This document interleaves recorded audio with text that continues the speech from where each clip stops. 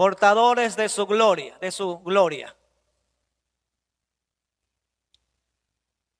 Bien, entonces lo que queremos en esta tarde dar a conocer es acerca de lo que en este caso, dónde radicaba o dónde habitaba la presencia o la gloria de Dios. Entonces, la Biblia dice que en el principio el Espíritu de Dios se movía sobre ¿qué? Se movía sobre las aguas, sobre la faz de las aguas, dice la presencia del Señor se movía. ¿Por qué? Porque todavía no había un lugar específico donde el Señor había determinado que la presencia de Él pudiese estar. ¿Por qué? Porque el hombre todavía no había sido creado. Entonces, pero sin embargo, su presencia ya existía. ¿Por qué? Porque Él es eterno. ¿Ven? Porque Él vive por sí mismo. No es que tal vez alguien lo creó o tal vez alguien lo trajo a la historia. No, Dios es infinito en sabiduría, en conocimiento y en existencia misma. Entonces hay que entender que Dios es espíritu y en el principio, dice la Biblia, Él se movía sobre las faz de las aguas. Pero no todo el tiempo iba a estar en ese lugar. No todo el tiempo la presencia de Él iba a estar moviéndose solamente en el espacio. Tendría que haber algún lugar donde la gloria o la presencia de Él pudiese mantenerse. Fue así entonces que el Señor, pensando en todo esto, Él quería que su presencia pudiese reposar en un lugar específico donde Él pueda manifestarse, donde Él pueda vivir, donde Él pueda glorificarse, donde la gente pudiera ver visiblemente esa gloria y pudiera ver con sus ojos las maravillas de Él entre los hombres. Entonces fue así que en el plan de Dios estuvo hacer al hombre a imagen y semejanza de Él. ¿Para qué? Para en ese hombre poder depositar la confianza que Él había puesto en la humanidad desde antes de que el hombre sea creado. Porque hay que recordar que en el plan de Dios todo estaba ya calculado.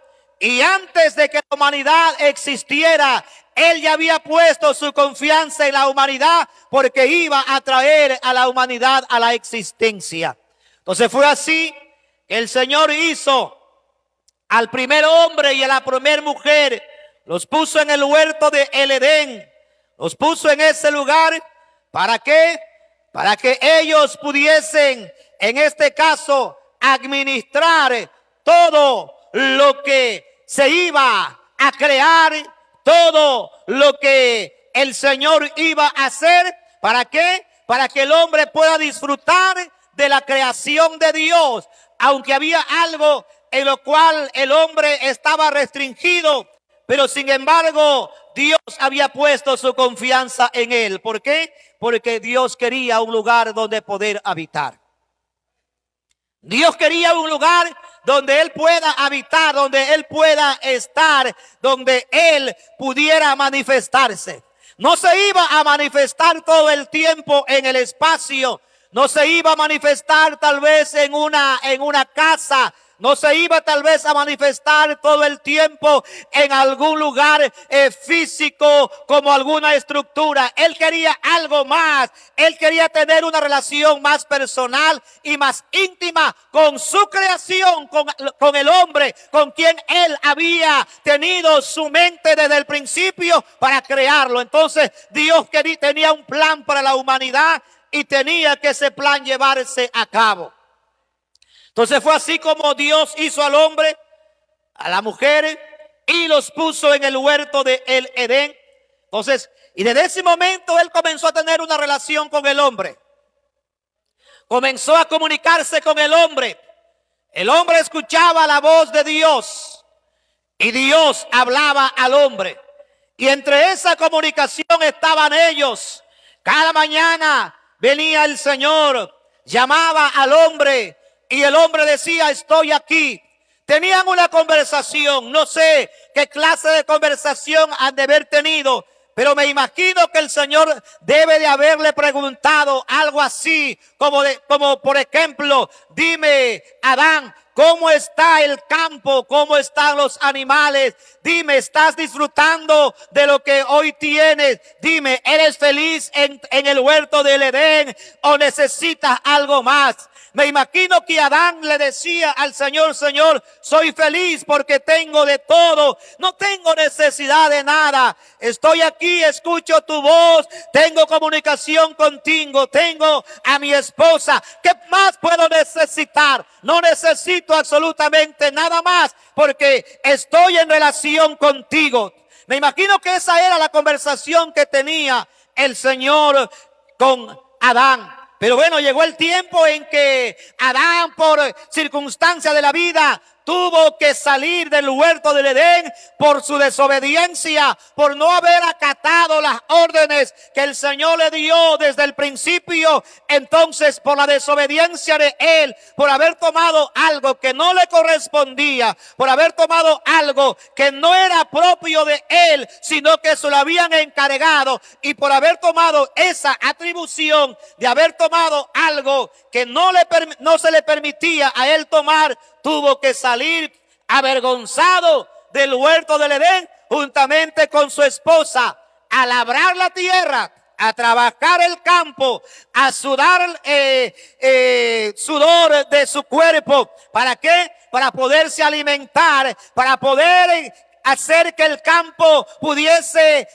tener fruto, ya que el campo también cayó bajo maldición y comenzaron a haber espinos, cardos y toda clase de hierba mala comenzó a crecer. Entonces ahora Adán tenía un compromiso aún más fuerte con la naturaleza misma y con el Señor Jesús. Entonces fue así como el hombre salió, pero sin embargo la gloria de Dios no se había ido ni se había terminado. Todavía la gloria de Dios estaba en el mundo y esa gloria necesitaba un lugar donde poder reposar. El hecho que Adán y Eva hayan transgredido las leyes del Señor, eso no quiere decir que el plan de Dios se haya echado a perder. No, Dios tiene un plan, tenía un plan, tiene un plan para este tiempo y sigue con el mismo plan para la actualidad en la cual hoy nos encontramos.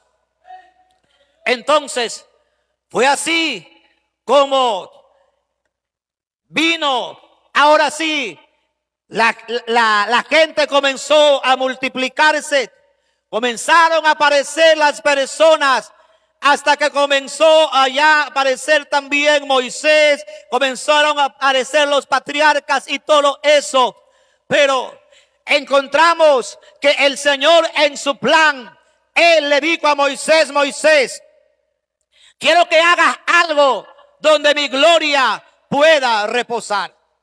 Quiero que hagas algo donde yo pueda manifestarme hacia el hombre, ya que el hombre se desentendió de mí. Pero yo necesito un lugar donde mi gloria se pueda manifestar y donde yo pueda hablar a la gente para que la gente escuche, para que la gente tenga conocimiento, para que la gente sea, en este caso, pues testigo de lo que yo estoy requiriendo para con ellos. Entonces el Señor le dijo a Moisés, Moisés, donde quiera que tú vayas, donde quiera que vaya el pueblo, debe haber una carpa. Y en esa carpa se la debe dividir entre tres partes. La parte de afuera, que es el atrio. La parte interior, que es el lugar santo. Y la parte más escondida, que es el lugar santísimo. Algo como por ejemplo esto le dijo, donde quiera que tú vayas, debes de hacer una carpa. Y en esa carpa debes de hacer tres lugares. El atrio de la parte de afuera, en la parte de adentro, el lugar santo, donde solamente entran los sacerdotes, y de allí te harás el lugar santísimo, donde estará el arca del pacto, que es el lugar santísimo, donde no entrará ninguna persona, solamente el sumo sacerdote, pero él entrará una sola vez en el año, pero no entrará así con las manos vacías. Él entrará trayendo holocausto por sus pecados y por los pecados del pueblo, porque yo me voy a manifestar desde el propiciatorio. Desde allí hablaré a ti para que tú lleves el mensaje al pueblo. Pero la gloria de Dios tenía que estar en algún lugar. En este caso le dijo a Moisés: Moisés, mi gloria estará en el propiciatorio. Entonces, vemos lo que nos dice la Biblia en el libro de Hebreos, capítulo 9, versículo 4. Vamos a ver qué contenía el arca del pacto. El arca era una urna de madera donde se le hacía unos orificios para pasar, unas varas de acacia. Todo esto que era de madera estaba revestido de oro. ¿Por qué? Porque el oro en este caso representa la pureza. El oro representa pureza. Por eso es que todo estaba revestido de oro. Y le dijo: quiero que me hagas una urna. Y en esa urna quiero que coloques 3 cosas, las cuales son símbolos de mi grandeza y del pacto que yo tengo. Le dice: vas a poner allí ¿qué? Los 10 mandamientos. Pondrás allí también la vara de Aarón que reverdeció, y pondrás una porción del maná que cayó del cielo. Cada una de estas cosas tiene un significado, un símbolo importante para nosotros como cristianos, porque en esa urna donde habían estas 3 cosas, de allí se manifestaría la presencia de Dios. ¿Por qué los 10 mandamientos? Porque fue lo que Dios escribió con sus propios dedos el día que Moisés subió al monte y escribió allí las 10 tablas. ¿Por qué la vara de Aarón? Porque nosotros como personas que un día estuvimos muertos, hemos vuelto a reverdecer en la presencia del Señor Jesucristo. Por eso la Biblia dice que el hombre está muerto en sus deleites y en sus pecados. Este símbolo es que así como Jesús murió y resucitó y ascendió a los cielos y está glorificado y triunfó y está ahora en la gloria misma de Él, asimismo nosotros hemos resplandecido, hemos salido de un mundo de oscuridad, hemos reverdecido y un día estaremos con el Señor. Y el maná del cielo, que es Dios mismo manifestándose al hombre para alimentarlo en el día que estuvieron en el desierto, y también representa al Señor mismo, que nosotros, los que hemos conocido al Señor a través de su palabra, cada vez que la estudiamos, nos estamos alimentando de ese maná que proviene del cielo. Entonces le dijo el Señor a Moisés: quiero que me hagas esto y esto pongas dentro de la urna. Y cuando ya esté eso dentro de la urna, entonces lo taparás con el propiciatorio. Leamos lo que dice la Biblia: el cual tenía el altar de oro para el incienso y el arca del pacto, toda recubierta de oro. Dentro del arca había una urna de oro que contenía el maná, la vara de Aarón que reverdeció y las tablas del pacto. Entonces, eso es lo que estaba dentro de esta urna, que estaba en el lugar santísimo.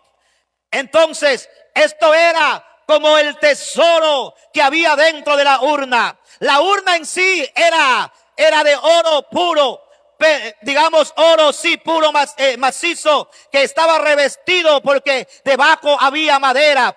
Pero el tesoro en sí no era aquella urna, el tesoro era lo que contenía la urna. Porque para nosotros el tesoro, queridos hermanos, es el Señor Jesucristo. Él es nuestro más grande tesoro, porque lo hemos conocido a Él y por Él vivimos y por Él estamos en este lugar. Entonces esa fue la orden que el Señor le dio a Moisés y le dijo: hazme esto,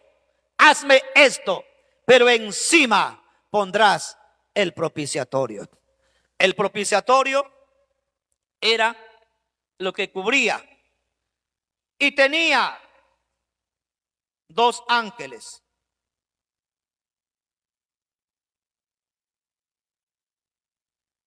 Con una ala se tocaban entre sí y con la otra cubrían el arca. Esto era el propiciatorio. En donde el Señor se manifestaba era aquí, en este lugar, que era la mitad. Entonces, en este lugar el Señor, de aquí el Señor hablaba, en este caso al sumo sacerdote, y el sumo sacerdote llevaba el mensaje al pueblo y le decía todo lo que el pueblo necesitaba escuchar con respecto a lo que el Señor había determinado o había demandado. Vamos a ver lo que nos dice la Biblia en Primera de Reyes, capítulo 8, versículos 6 y 9. Entonces ahí vemos que el arca del pacto estaba dentro del lugar santísimo, y eso se denominaba santo de los santos. ¿Por qué? Porque era un lugar exclusivamente apartado. Nadie podía llegar hasta ese lugar. Era imposible. Nadie podía. Porque el que osaba entrar a ese lugar moría. Entonces era un lugar inaccesible. Ni los mismos sacerdotes de la tribu de Aarón podían entrar. Solamente entraba el sumo sacerdote. Pero el sumo sacerdote tenía que ser un ser intachable.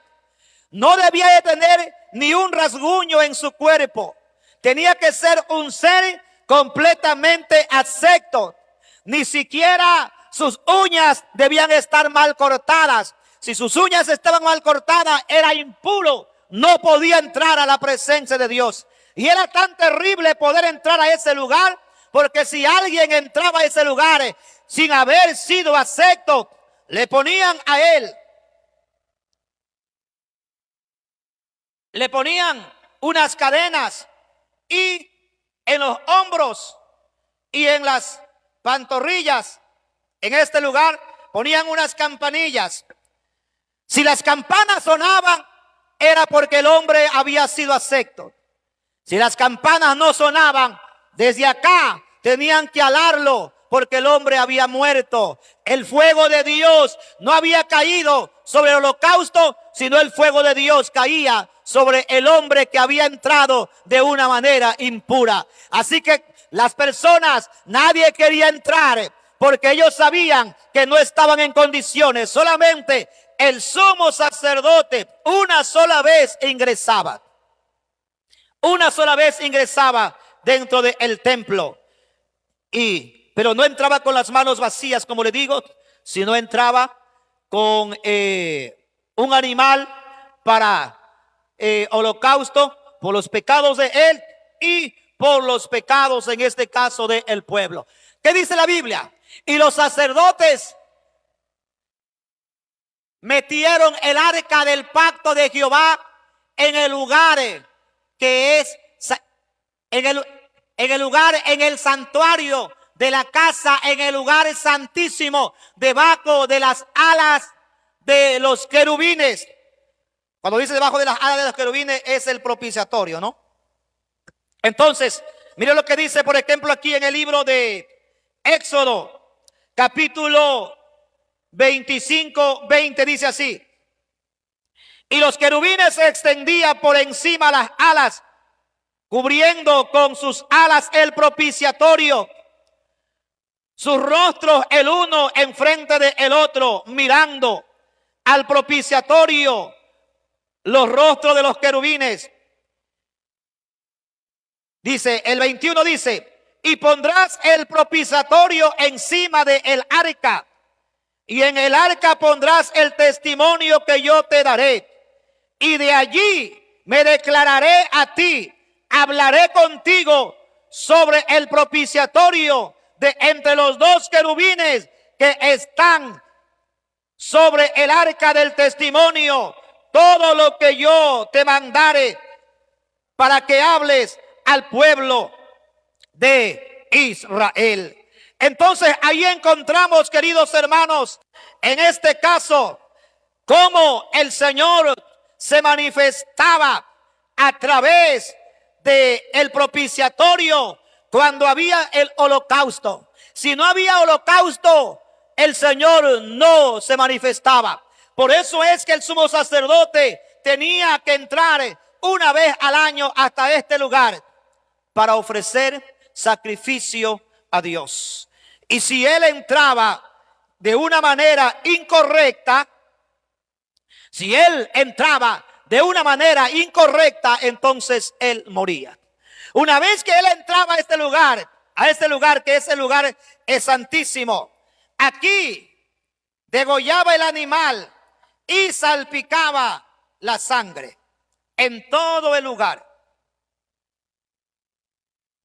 Todo este lugar quedaba completamente lleno de sangre. Entonces la sangre corría en todo este lugar. Por eso es que el Señor dice en la Biblia que en el libro de Isaías que él fue desfigurado y su rostro no se conocía. ¿Por qué? Porque así como la sangre salpicaba en todo este lugar, de la misma manera Jesús tenía que ser torturado. Y aún dice la Biblia en Isaías que todo su cuerpo fue maltratado. Entonces mira lo que dice, por ejemplo, la Biblia en el libro de Levíticos capítulo 16. Dice así: tomará luego de la sangre del becerro y la rociará con su dedo hacia el propiciatorio al lado oriental, hacia el propiciatorio esparcirá con su dedo 7 veces de aquella sangre. Después degollará el macho cabrío en expiación por el pecado del pueblo y llevará la sangre dentro del velo adentro y hará de la sangre como hizo con la sangre del becerro y las esparcirá sobre el propiciatorio y delante del propiciatorio. Quiere decir que él cogía la sangre, la salpicaba en el propiciatorio y en todo el cuarto quedaba completamente aquel lugar lleno de sangre, porque era la única manera en que Dios podía mitigar los pecados de las personas. El Señor, cuando veía esos holocaustos y la sangre, entonces allí el Señor podía revelarse. Mientras tanto, Él no se revelaba. Entonces, ahí vemos, queridos hermanos, que a pesar de todo eso, allí estaba la gloria de Dios. Pero Dios no quería solamente manifestarse así de esa manera. Él quería manifestarse de una forma diferente. Él quería tener una relación más íntima con el hombre. Él quería tener una relación más propia con el ser humano. Vamos a ver lo que nos dice la Biblia. En el libro de Levíticos capítulo 16, 2 y 3. Ahí encontramos que el sumo sacerdote ingresaba una sola vez al año para expiación de los pecados. Mucha gente, hermanos, muchos sumos sacerdotes tuvieron que alarlo porque no habían estado aceptos delante de Dios. Libro de Levíticos 16, 2 y 3. Dice: y Jehová dijo a Moisés: di a Aarón, tu hermano, que no en todo tiempo entre en el santuario detrás del velo, delante del propiciatorio, que está sobre el arca, para que no muera, porque yo apareceré en la nube sobre el propiciatorio. Con esto entrará a Aarón en el santuario con una becerra para expiación y un carnero para holocausto. Se vestirá la túnica santa de lino y sobre su cuerpo tendrá calzoncillos de lino y se ceñirá el cinto de lino y con la mitra de lino se cubrirá. Son las santas vestiduras. Con ella se ha de vestir después de lavar su cuerpo con agua. Entonces, ¿hasta allí es? ¿O falta otro verso? Bien, entonces lo que el Señor le está diciendo allí a Moisés, que le diga a Aarón que para poder ingresar hasta este lugar había una fuente de bronce. Antes de entrar hasta ese lugar, él tenía que haberse vestido con todas esas vestiduras, llegar hasta este lugar, lavarse las manos, lavarse los pies para poder ingresar hasta el lugar. Pero él tenía que ingresar con lo que ya vimos, con dos sacrificios, un sacrificio para el pueblo y un sacrificio propio para él. De esta manera el Señor iba en este caso, a redimir, podríamos llamar así, al propio sumo sacerdote y también al pueblo, hasta cuando llegue el sacrificio perfecto que era el sacrificio del Señor Jesucristo. Porque hay que recordar que todo esto es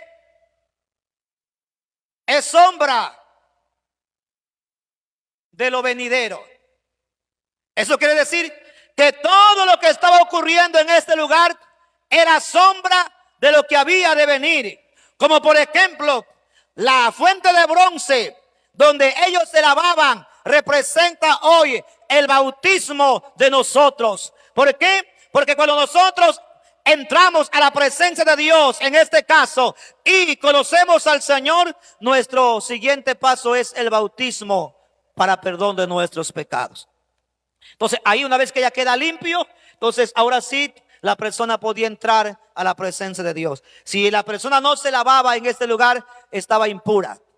Podía lavarse en cualquier otro lugar. Podía haber dicho, no, yo ya me vine lavando de mi casa, yo ya me lavé en otra fuente. No, Señor, en esta fuente tenían que lavarse. Es como en el día de hoy, alguien puede bautizarse en cualquier nombre y puede decir, estoy bautizado. No, Señor, es en el nombre del Señor Jesús para perdón de pecados. Entonces, las cosas son como son, no como nosotros nos las imaginamos, ni como nosotros querramos creerlas. Las cosas son como el Señor así lo ha demandado y así lo ha estipulado. Bien, entonces, seguimos. Mire, los sumos sacerdotes tenían hasta, en este caso, la orden de cómo eran sus vestiduras.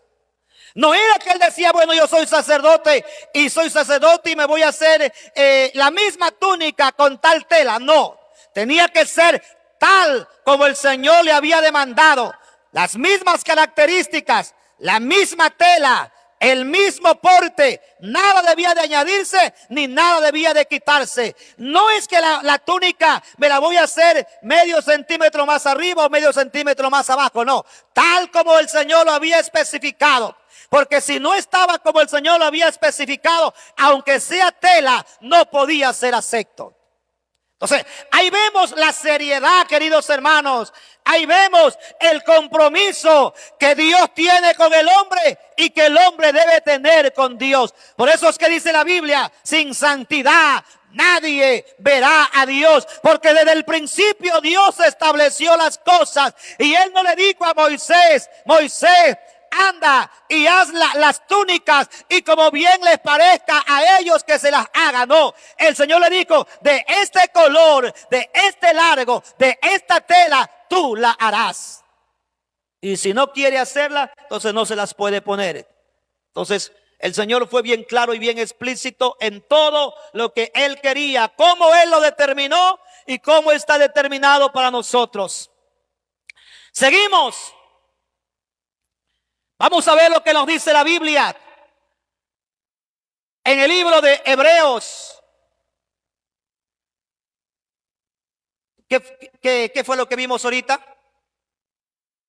Levítico, ¿no? Entonces vamos a ver Hebreos capítulo 9, 7 al 9. Ahí está. Dice así: pero la segunda parte, solo el sumo sacerdote una vez al año, no sin sangre, la cual ofrece por sí mismo y por los pecados de ignorancia del pueblo. En ese tiempo, ¿no? Pero ahora nosotros no somos ignorantes. Nosotros ahora sabemos bien las cosas, ¿sí o no? Entonces, ¿por qué en ese tiempo dice por los pecados de ignorancia del pueblo? Porque no había conocimiento todavía, pues. Porque ellos no alcanzaban a entender cuál era el plan de Dios. No sabían cuál era el plan de Dios. No sabían cuál era el propósito de Dios. Como por ejemplo, ellos todavía siguen esperando al Mesías, los israelitas. Pero nosotros no, nosotros ya recibimos al Mesías y aceptamos al Mesías como nuestro único y suficiente Salvador. Entonces, en nosotros ya no hay ignorancia.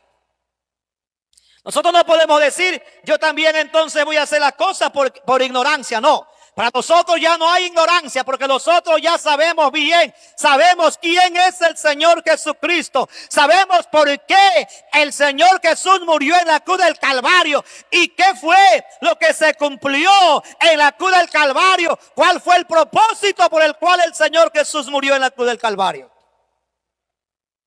¿Sabemos o no sabemos? ¿Cuál fue el propósito por el cual Jesús murió en la cruz del Calvario? ¿Ah? ¿Para qué?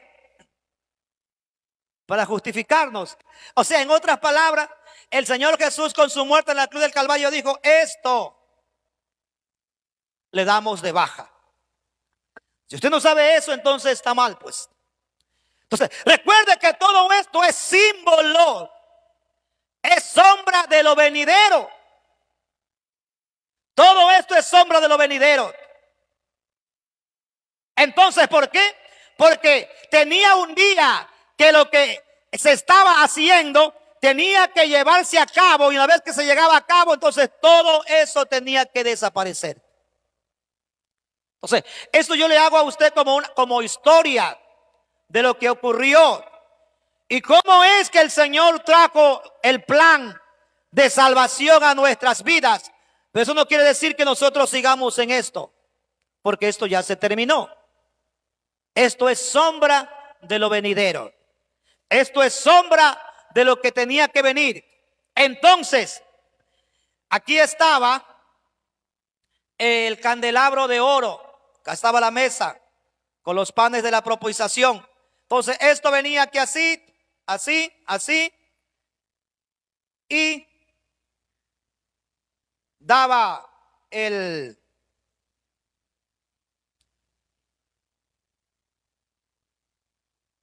Déjame borrar un poquito para entender mejor.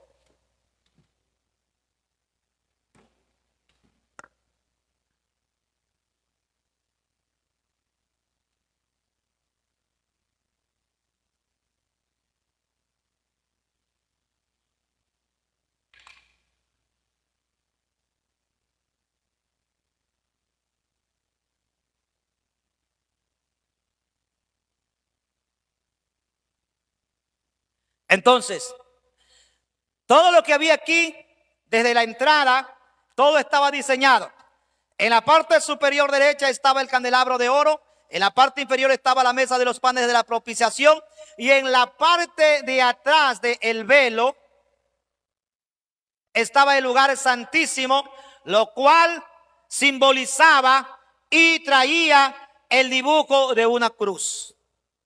Entonces, por eso es que el Señor tuvo que morir en una cruz, porque todo esto representaba el sufrimiento, en este caso de el maestro. Entonces, por eso dice la Biblia, maldito todo aquel que es colgado en un madero, porque desde el principio mismo ya Dios distribuyó todas las cosas, y todas las cosas estaban distribuidas en un orden perfecto que diseñaban una cruz.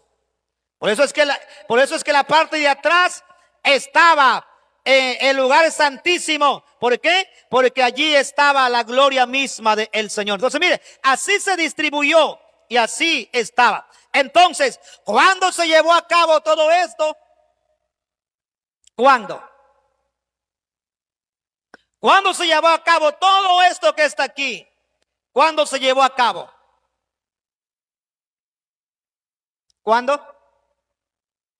Se llevó a cabo cuando apareció la cruz.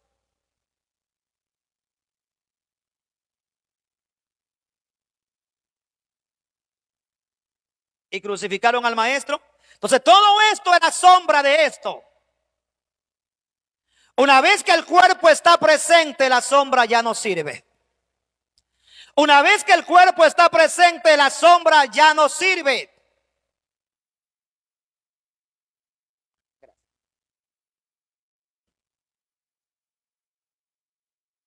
Entonces, dígame, una vez que todo esto, mire, todo esto que está aquí, todo esto simplemente es un símbolo y es una sombra. Una vez que aparece el cuerpo, ¿valdrá la sombra? Ya no, porque el cuerpo ya está presente. Entonces, ¿quién trajo a fin todo esto? Fue Jesucristo. Con el nacimiento del Señor, con la muerte y la resurrección del Señor, se llevó a cabo todo esto. Por eso es que para nosotros ya no hay esa ignorancia de que no comprendemos o no entendemos. Para los israelitas sí, porque ellos no aceptan a Jesús como su Mesías. Entonces ellos siguen todavía en el mismo símbolo y siguen en el mismo lugar. Nosotros no.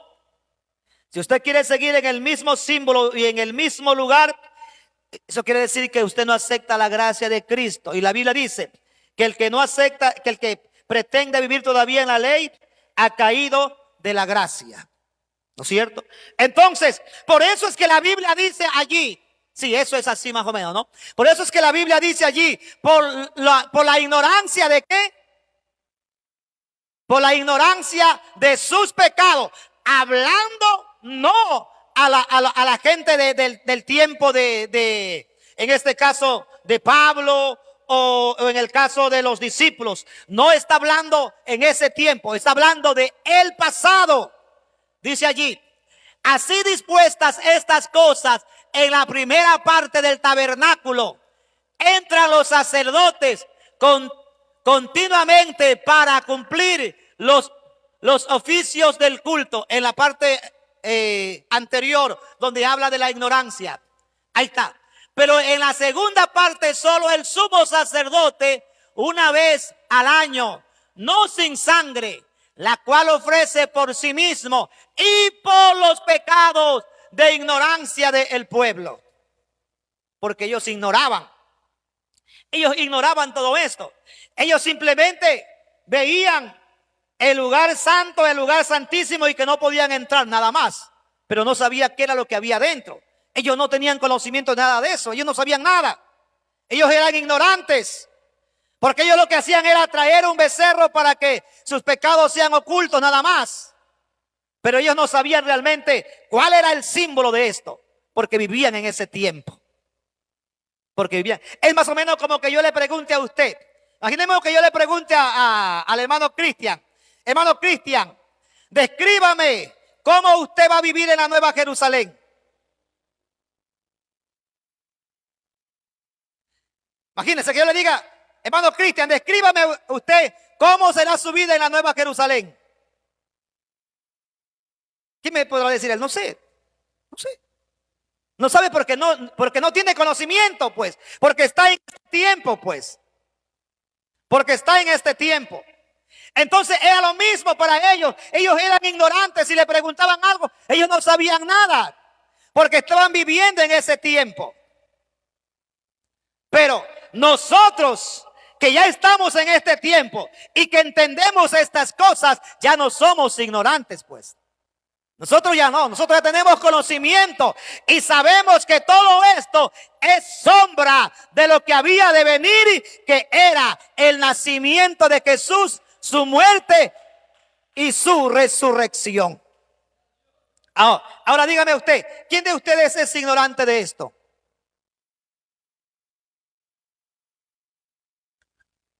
¿Alguno de ustedes no entiende acaso esto ya? Entonces todo esto es lo que ya quedó atrás.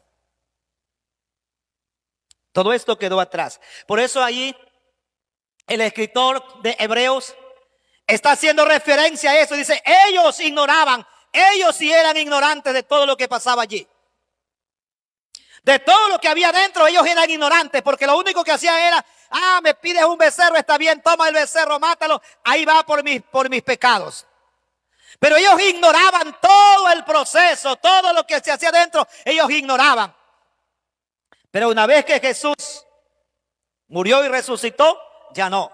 Por eso el apóstol Pablo allí está haciendo referencia y él está diciendo, ahora ya es diferente, ahora es distinto. Nosotros ya no hacemos como ellos hacían. Nosotros ahora nos reunimos en lugares donde la presencia de Dios se manifiesta a cada ser humano directamente. Entonces, ahora sí las cosas cambiaron, ahora sí todo es diferente, ¿no? Seguimos. Ya entramos al 8, el 8 y el 9, ¿no? Dice, dando el Espíritu Santo a entender con esto que aún no se había manifestado. Escuche lo que dice. Dando el Espíritu Santo a entender con esto que aún no se había manifestado el camino al lugar santísimo. Porque ellos ignoraban, o sea, ellos eran ignorantes, no sabían nada. Entonces, lo que está diciendo ahí Pablo es, con esto nosotros entendemos que el camino al lugar santísimo todavía no era accesible. Se desconocía, porque solamente entraba el sumo sacerdote una vez al año. Pero eso iba a cambiar. Eso tenía que cambiar. Con la muerte de Jesús cambiaba todo. Ya no había un sumo sacerdote que podía entrar a la presencia de Dios, porque ahora había un solo sumo sacerdote que había muerto por los pecados del hombre, y al ser Jesucristo sumo sacerdote de nuestras almas, nos ha redimido de nuestros pecados y hoy tenemos acceso directo a la presencia de Él sin pedir que nadie esté por mediador nuestro. Nosotros podemos entrar directamente a la presencia de Él. Entonces seguimos y dice así, ¿no? Dando al Espíritu Santo a entender con esto que aún no se había manifestado el camino al lugar santísimo, entre tanto que la primera parte del tabernáculo estuviese en pie. Esta es la primera parte del tabernáculo. Ahora, ¿quién es el tabernáculo de Dios en este tiempo? ¿Quién? Ahora, nosotros somos el tabernáculo de Dios. Esta es la primera parte del tabernáculo. La segunda parte del tabernáculo somos nosotros, las personas que hemos sido cambiadas y transformadas y que hemos sido bautizados en su nombre. Venimos a ser la otra parte del tabernáculo donde la gloria de Dios se puede manifestar. La gloria de Dios no se manifiesta en estas paredes, no. La gloria de Dios se manifiesta en el corazón y en el alma de cada ser humano individualmente. ¿Por qué? Porque ahora usted es el tabernáculo de Dios, usted es la iglesia de Dios. Por eso la Biblia dice, ¿qué casa me edificaréis si los cielos de los cielos no me pueden contener? ¿Cuánto más esta casa que vosotros habéis edificado? Entonces, ¿qué casa me habéis de preparar para mí? Entonces, la casa que nosotros preparamos es nuestro cuerpo. ¿Sí? Entonces, en nosotros mora ¿qué?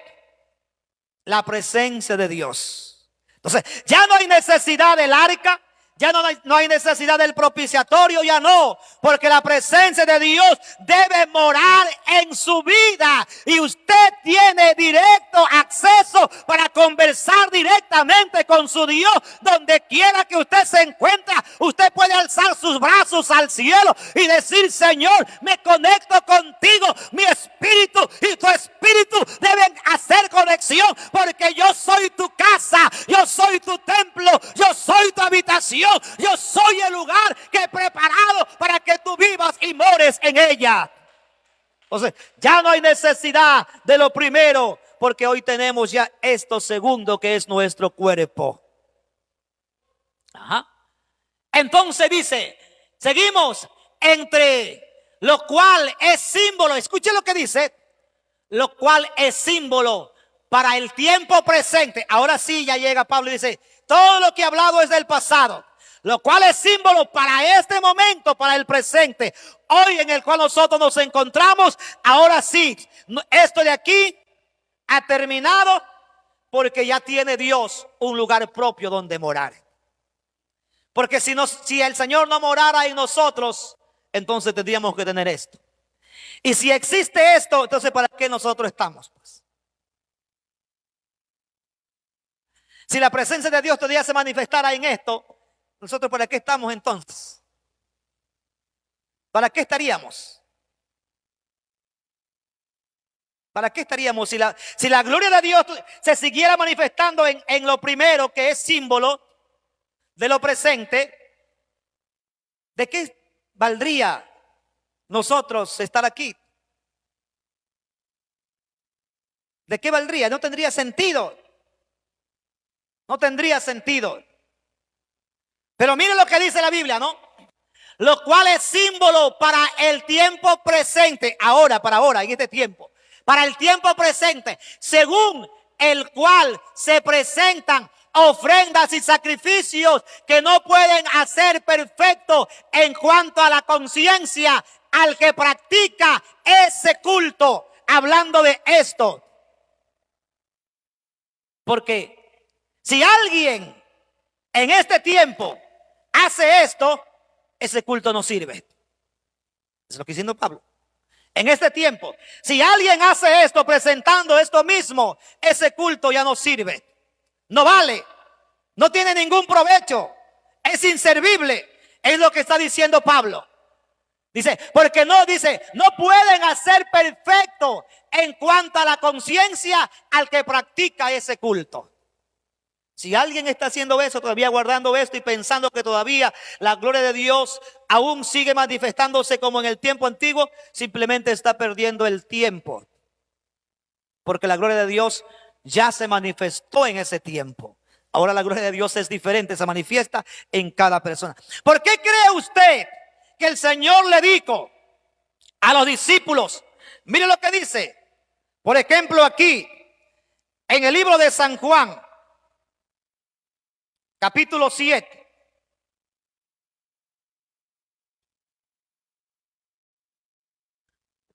Cuando Él les habló y le dijo: en el último gran día de la fiesta, Jesús se puso de pie y alzó su voz diciendo: si alguno tiene sed, venga a mí y beba.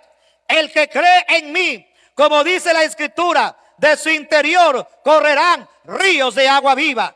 Esto dijo del Espíritu que habían de recibir los que creyesen en Él, pues no había venido el Espíritu Santo, porque Jesús no había sido ¿qué? ¿Por qué no había llegado todavía el Espíritu Santo? ¿Por qué? Ahí lo dice en la Biblia. Porque Jesús aún no había sido ¿qué? Glorificado. Eso quiere decir porque Jesús todavía estaba en la tierra. Porque Él todavía estaba como hombre. Él tenía que haber sido glorificado para que el Espíritu Santo de Él pueda venir. Mientras no se ha glorificado, no podía el Espíritu Santo venir, porque Él todavía estaba en carne. Él tenía que ser glorificado. ¿Por qué? Porque el Espíritu Santo es Dios mismo morando en el corazón del ser humano. Por eso es, queridos hermanos, que este es el cuerpo donde nosotros preparamos para que Dios viva. Por eso el Señor le dijo a los discípulos: vayan y quédense en Jerusalén hasta que sean ¿qué? Hasta que sean investidos del poder de lo alto. Y él dijo: y yo estaré con vosotros. ¿Cuándo? Y yo estaré con vosotros todos los días. ¿Hasta cuándo? Hasta el fin del mundo. Y la Biblia dice: cuando yo venga, me tomaré ¿a quién? A mí mismo. ¿Y cómo es eso que el Señor viene a llevar al hombre entonces? Entonces no nos confundamos. No es que Dios lo viene a ver a usted. No. Dios viene a ver lo que está dentro de usted. No es que usted dijo: ya, yo ya soy evangélico, ya me voy al cielo. No, Señor.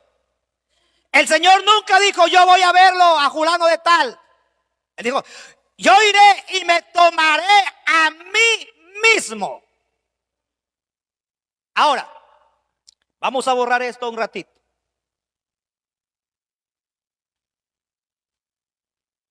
Si el Señor dijo: ¿dónde está la casa que me habéis de glorificar?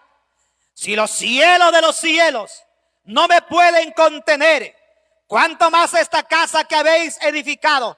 ¿Qué casa me edificaréis para mí?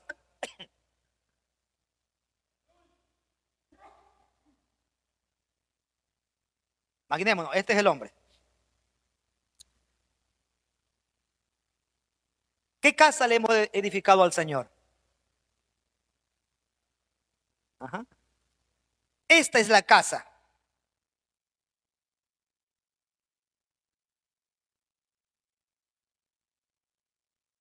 Esta es la casa de Dios, que es usted. Esta es la casa de Dios, que es usted. El Señor, cuando viene a llevar a su iglesia,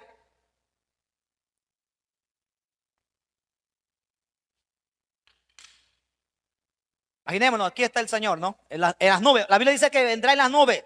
Los muertos en Cristo resucitarán primero. Luego nosotros los que hayamos quedado. ¿No es cierto? Con voz de mando y voz y arcángel de Dios descenderá del cielo. El Señor nos dice: yo no voy a venirte a llevar a ti. Yo vengo a llevar lo que está dentro de ti. ¿Y qué es lo que hay dentro del hombre?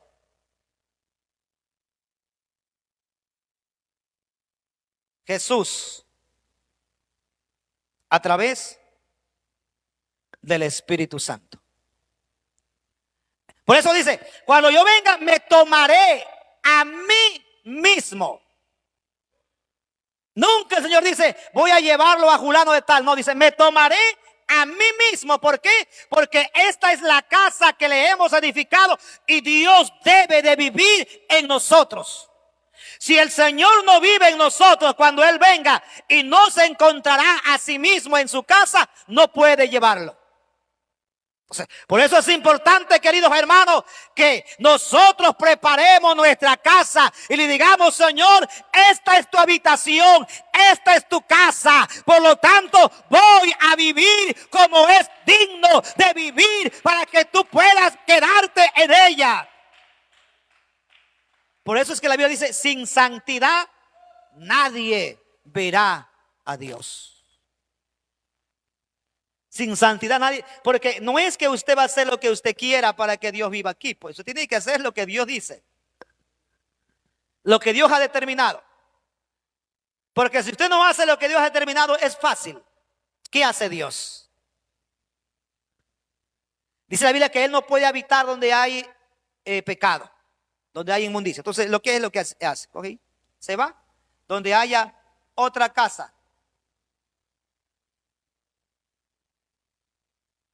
Donde haya otra casa, Él va a habitar. Así que depende de nosotros que Él habite. Ya no es cuestión de Dios. No es que Dios va a exigirle a usted: oye, ábreme la puerta que yo quiero entrar. No, Señor. Es usted quien debe de retenerlo. Es usted quien debe de retenerlo al Señor para que no se vaya. Porque si el Señor se va, se va. Y no es que el Señor le va a decir, oye, ábreme, mira que quiero entrar. No, Señor, somos nosotros los que tenemos que retener al Señor Jesucristo. Porque recordemos que el Señor le dijo una vez a Elí, antes que la lámpara de Dios se apague, la voy a encender en otro lugar. Pero la lámpara de Dios no puede apagarse. Querido hermano, la lámpara de Dios que está en nosotros, tenemos que cada día hacerla arder. Entonces, no podemos dejar que esa presencia de Dios se vaya de nosotros. Nos vamos a quedar hasta aquí y la próxima semana seguiremos